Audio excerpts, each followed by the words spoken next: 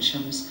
And I wonder whether the Minister, being in government with the Conservatives, has changed his views. As the Honourable Member for Mid Dorset and North Poole says, women have been consistently badly served by the pensions system, both occupational and state.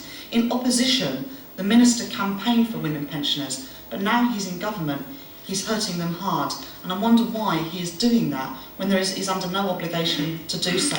These changes, and I repeat, were not in the coalition agreement, and so he has no reason to support them.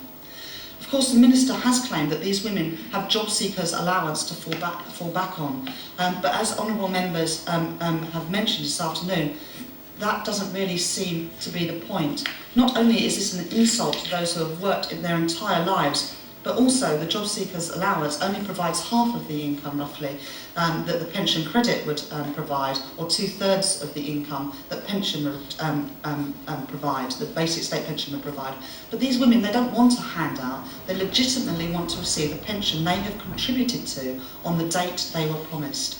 And this again comes back to the issue of trust that is so important in the pension system.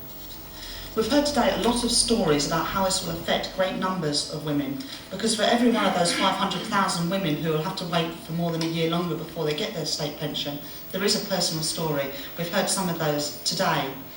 I want to just tell you two stories that I've heard that I think are particularly powerful.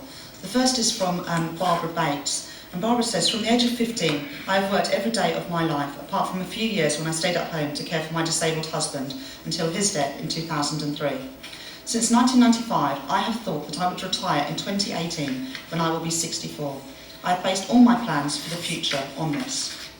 I now have to wait an extra 2 years to retire, in April 2020, when I will be 66.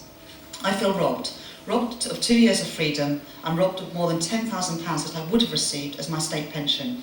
The basic state pension will be my only retirement income, and I have no extra means of coping financially.